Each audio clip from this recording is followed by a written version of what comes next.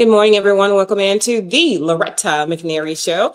Alzheimer's is one of the fastest growing health challenges in our country. Millions of families are navigating memory loss, cognitive decline, and the emotional weight that comes with it. While the disease does not discriminate, research shows its impacts is not felt equally, and early conversations about brain health can make a meaningful difference. An initiative that is working close to close the gap is in awareness and support. And Dr. Fayron Epps is a dementia care expert and founder of Alz-In-Color, joins us now to talk about this. Good morning. Good morning. Good morning. I have some questions for you.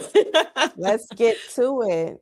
Yes, so the projected growth in Alzheimer's cases is so alarming to me and so many others. So, why are so many families still hesitant to have that conversation about memory loss and cognitive health?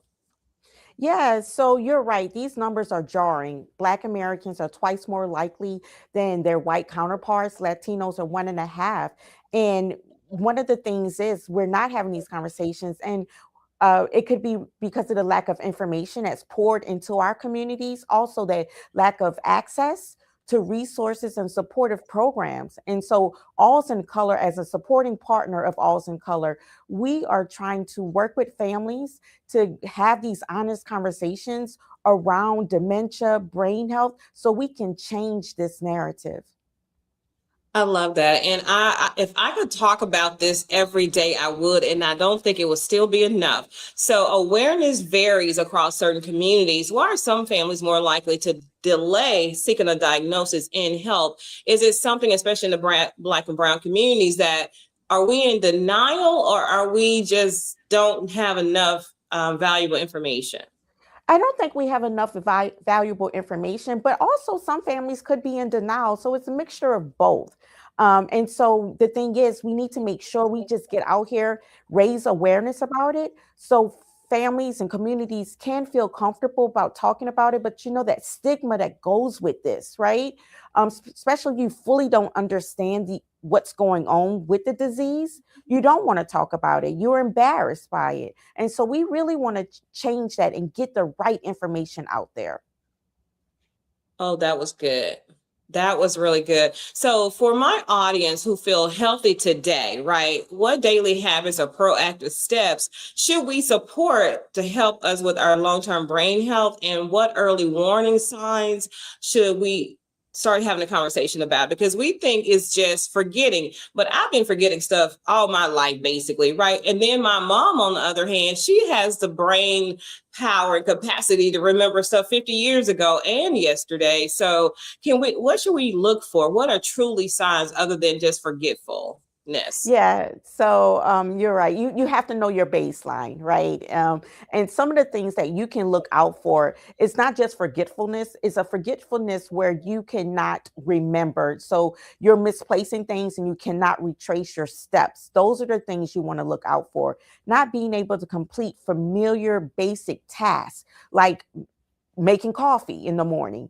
That's what you want to pay attention to. Drastic changes in your personality. Those are things, if you see this occurring in yourself or a family member, you want to bring that to your healthcare provider. And then you ask about, well, wait, I don't see those things right now. So what can I do to reduce my risk of dementia? And it's brain health is so important. And so you can sleep more, eat right. Whatever's good for your heart is good for your brain. Exercising, social engagement, those are things that we can continue to do. And you can be any age and engage in those activities to reduce your risk. I love that. So, forgetting where you put your keys, that's not necessarily a sign of Alzheimer's or dementia, right? Because I don't never know where my keys are. Yeah, but you do end up finding your keys, right? Absolutely. So it's when you cannot retrace your steps and you cannot find your keys, your eyeglasses, your purse, your wallet. Those are the things that you want to pay attention to. So if you find it in an hour later, that is fine. But say 2, 3 days have gone by and then you're frequently this is occurring, you really want to pay attention to that and inform your healthcare provider about that. I love it. So I want to talk about your organization now, Alz-In-Color. I love the name. So it was created to expand access and trust. What makes this initiative so effective, and who can benefit from your services? Yeah, and so these services are for everyone, but particularly Black and Latino communities. And so we are focused on promoting brain health conversations and Black and Latino communities. And we're empowering communities with authentic storytelling. So we have folks on our website that are sharing their testimony, and we invite others to share their experiences because that's how we can truly heal as a community. We have to be able to talk about this and have these conversations, but also we provide resources and education to communities, and it's really divided up according to the state that you're living in, so it can be really relevant resources that you can use. I'm going to go to the website and I'm going to ask you to share it in just a second. So Yes. when a family first receives a diagnosis, I just would be blown away, right? Emotions are Mhm. high. So what guidance helps families move from fear to action? What should the steps be in that order after you have received the diagnosis? Hopefully a patient is not by themselves, right? Hopefully there's a family member or a friend there with them. So what should they do next?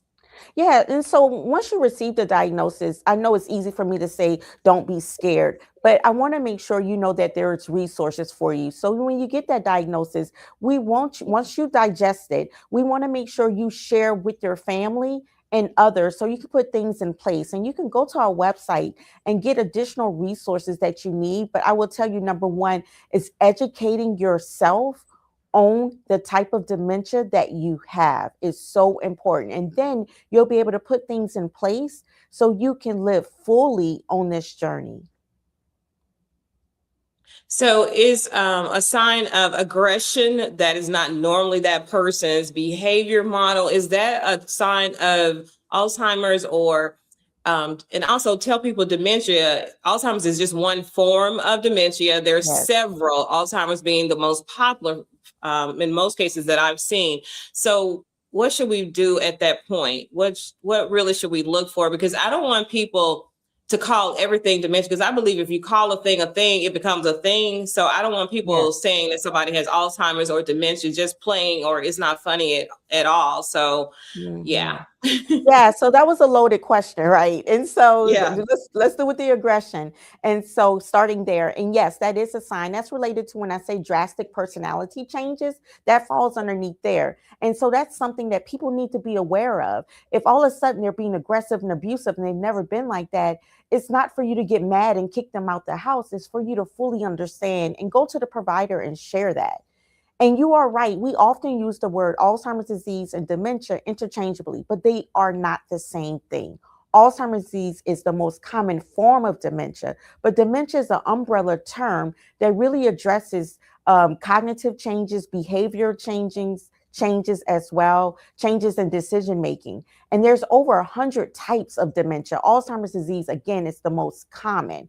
And those aggressive behaviors that you brought up, many times that's associated with frontal temporal dementia. So each type of dementia, there is a sign or symptom that may be more prominent than Mhm. in that type of dementia, form of dementia.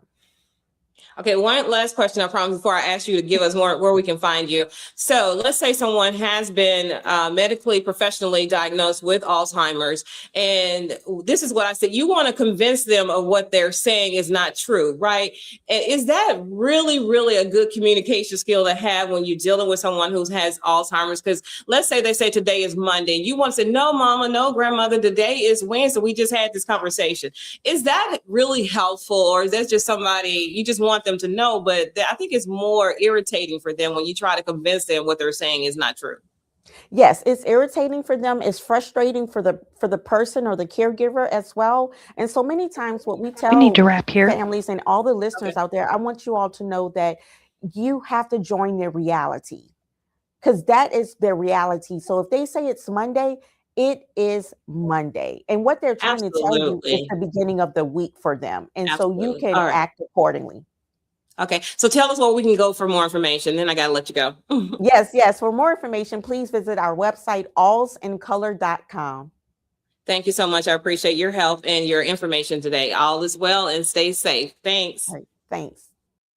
So I tell you, I love this conversation. I've had so many of them, and it is so critical and so crucial that we have them more. Get information before you start diagnosing somebody. Don't self-diagnose yourself. Don't self-diagnose your loved one. Make sure you are going to her website and also go to the resources that we've had on the show. There is an Alzheimer's Association, and for people of color, please don't self-diagnose. Get help. Find the answers so we can all be healthy. And in this situation, there's so many research findings. There's so much help out there now, and we're greater and further in that cause than we've ever been. We're so close to a cure, I believe. So let's make sure we're getting the information and sharing it. All right, we have another segment coming up. Don't go too far. We'll be right back with more The Loretta McNary Show.